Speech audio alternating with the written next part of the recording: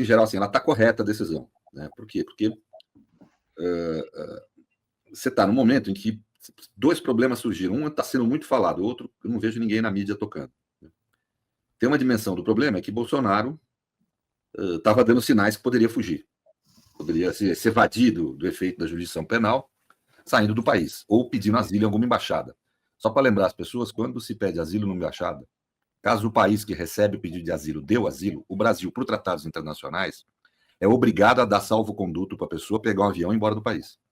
O Brasil não tem alternativa. Por tratados internacionais, por exemplo, se ele entrasse na embaixada da Hungria ou dos Estados Unidos e obtivesse um asilo político, o Brasil era obrigado a deixar ele pegar o carro, ir até o aeroporto, pegar um avião e ir para o país que deu asilo político para ele. Então, essa história de que pegar o passaporte dele é impossível ele fugir, não um ex-presidente da República que pode pedir asilo numa embaixada. Então, tanto que, preocupado com isso, o ministro Alexandre determinou que ele não pode se aproximar a menos de 200 metros de qualquer embaixada. Então, havia essa possibilidade real. E isso a lei prevê claramente, inclusive como possibilidade de prisão preventiva.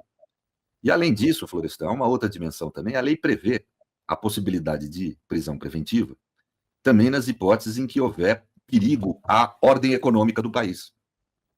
Veja, não houve só um perigo, houve um ataque imenso à ordem econômica do país por Trump, alegando que fazia isso para evitar que Bolsonaro fosse processado. Veja que não é Bolsonaro nem ser condenado, é ser processado. Qualquer um de nós, cidadãos, podemos ser processados, mesmo inocentes. Ser processado é um ônus da cidadania, ser investigado é um ônus da cidadania. Né? Qualquer um de nós. Então ele está querendo se colocar como um aristocrata, e Trump está apoiando isso, né? Como um sujeito que é acima da lei. Né? Então, na realidade, existem essas duas dimensões. Uma ameaça à integridade, à eficácia do processo, porque ele ameaçava fugir, né? Ele dava sinais disso. E, do outro lado, também a necessidade de se proteger, a meu ver, a ordem econômica, que está prevista em lei expressamente como motivo para a prisão cautelar, quando houver sequer ameaça à ordem econômica, quanto mais um ataque como esse que está vendo. E aí entra a minha única crítica que eu tenho à decisão, é não ter determinado a prisão preventiva de Eduardo Bolsonaro. Não é o fato dele estar no exterior que quer dizer que tem alguma coisa a ver com a decretação de prisão preventiva. Se decreta a prisão preventiva, se o Supremo já tem decisão de que parlamentares podem ser presos sem autorização do parlamento em certas situações especiais, foi o caso do Delcídio, aquele senador, né? Mas, de qualquer forma, independentemente disso, poderia mandar para a Câmara, etc., tal, na hora adequada, quando fosse fazer a prisão. Né? Agora, poderia pedir e determinar alerta vermelho, pedir para a Interpol estabelecer o alerta vermelho. Ele não poderia sair dos Estados Unidos, no caso. Né? Provavelmente os Estados Unidos iria acolhê-lo, por causa de questão política, mas ele não poderia sair de lá. Né?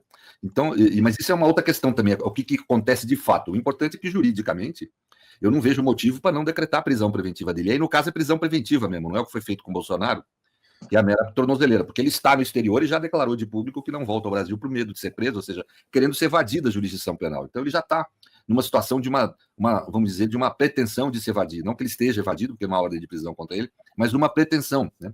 Então, nesse caso, eu acho que teria que ter a prisão preventiva mesmo.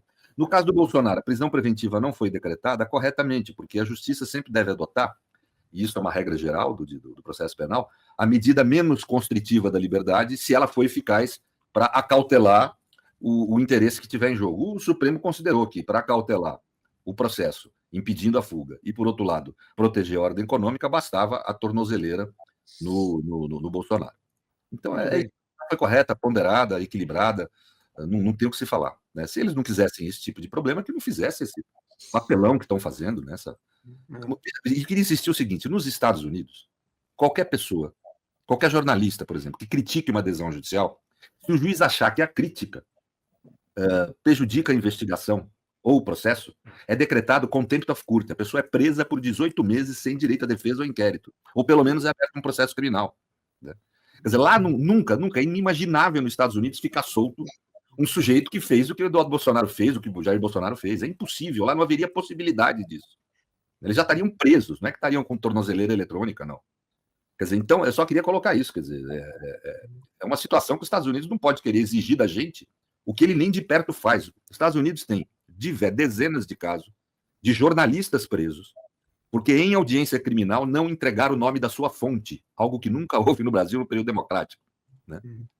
Vejam que quando gravaram os assessores do ministro Alexandre, ele nem convocou o jornalista que soltou a notícia, o Glenn Greenwood, para não constrangê-lo, porque reconhece o direito de fonte, falou isso expressamente na decisão. Nos Estados Unidos isso não existe.